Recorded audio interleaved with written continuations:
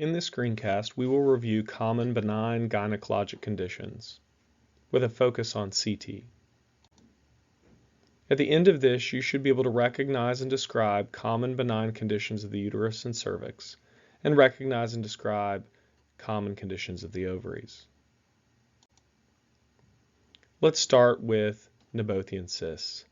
Nabothian cysts are retention cysts that we commonly see in the cervix.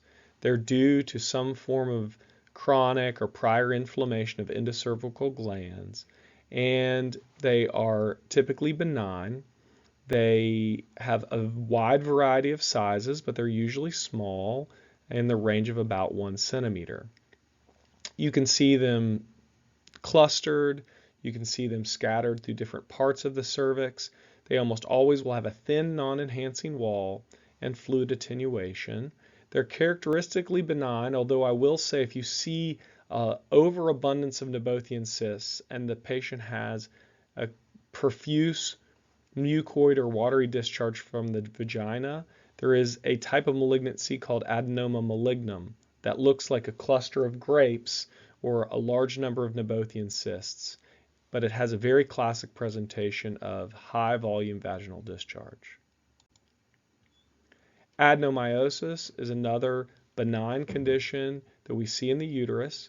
Essentially, it's ectopic endometrial tissue that's implanted within the myometrium, so it's almost like a form of intrauterine endometriosis.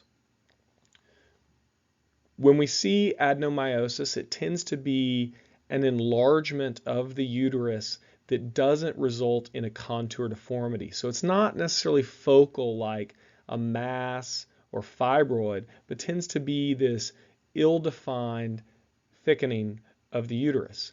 And on MRI, we can see that it really has the appearance of a thickening of the junctional zone. The normal junctional zone should be about 5 millimeters. When the junctional zone is thicker than 12 millimeters, we can have a pretty high confidence that there's adenomyosis.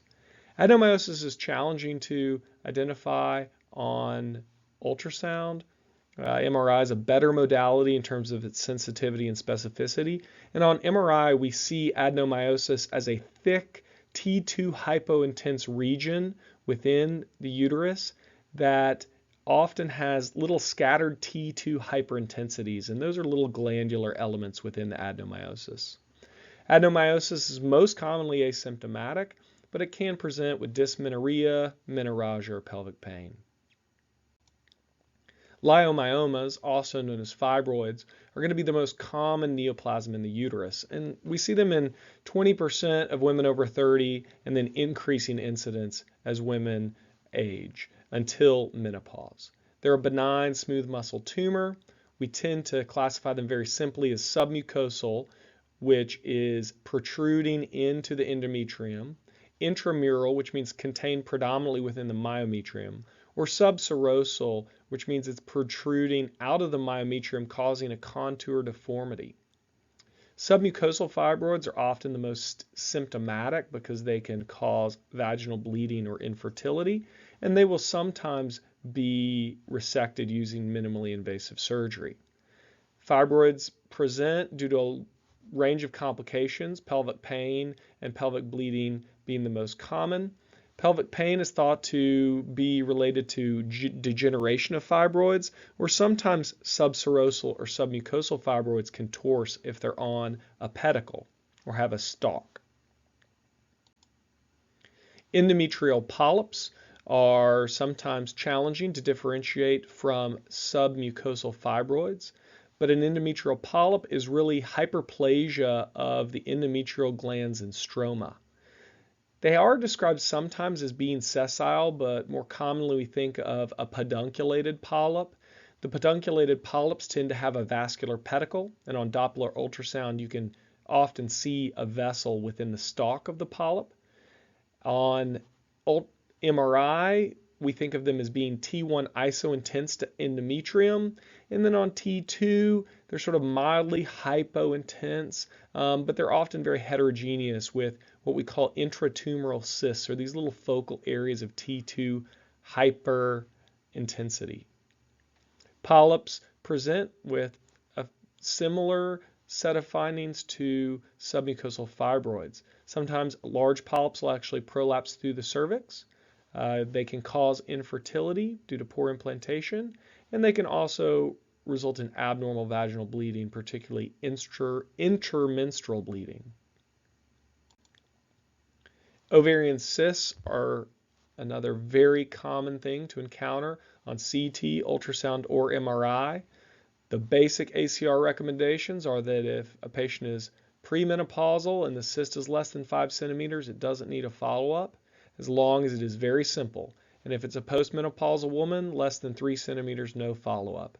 And there is growing body of evidence that these numbers could be pushed up to 7 centimeters for premenopausal and 5 centimeters for postmenopausal. You want to make sure that these are simple cysts, however. They should be oval or round, only have one locule. They should be fluid attenuation with a smooth or imperceptible wall and no nodule or solid component.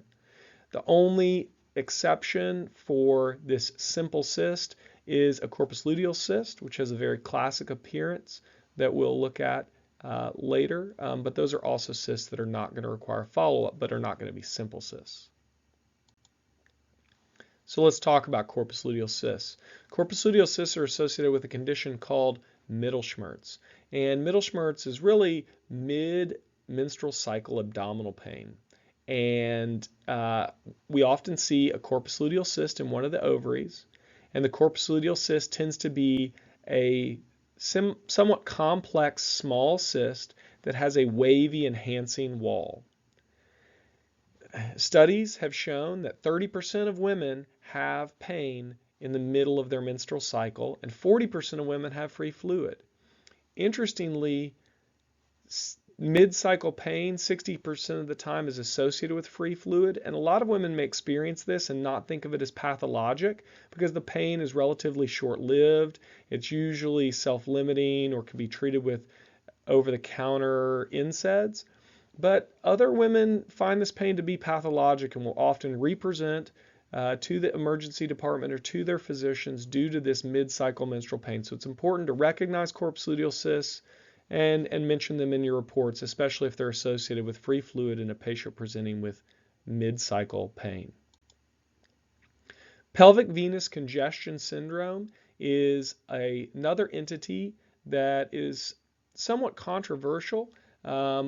We frequently see dilated uterine vessels. And if you remember back to our anatomy lecture, you remember that there are these collateral vessels that run from the ovarian vein to the uterine veins.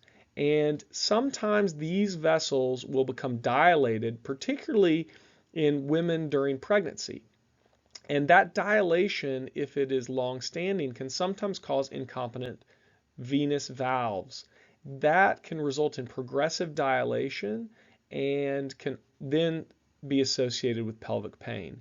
You can also have a condition called nutcracker syndrome, in which the renal artery sort of impinges upon the renal vein, or the superior mesenteric artery compresses the renal vein, and that results in diversion of flow into the left gonadal vein and down through the pelvic sinusoids. I'm showing you an MRA image from what's called a twist sequence, in which we can see the dilated vessels in this still image of CT, and then we can see this left gonadal vein filling very early, and then the pooling of blood down in the gonadal veins, and then draining of that blood in the parametrial vessels back up through the right gonadal vein. So here the solid arrow highlights the left gonadal vein, and the open arrow highlights drainage, collateral drainage through that right ovarian vein. And this was a case of pelvic venous congestion syndrome, and it was treated with Amplatzer occlusion of the left gonadal vein endovascularly by interventional radiology. You can think of pelvic venous congestion syndrome like a female varicocele. In summary, there are many benign conditions that we're going to frequently see on CT, ultrasound, and MRI in the female pelvis. Most of them you should be able to recognize, and when they're incidental, are not going to need additional imaging. Ovarian cysts rarely require follow-up when they're simple, unless they're very large. And while you will often see dilated pelvic veins, if the patient is coming in with chronic pelvic pain, you may mention the potential for the pelvic veins to be an etiology for the pain, although oftentimes women with dilated pelvic veins are asymptomatic.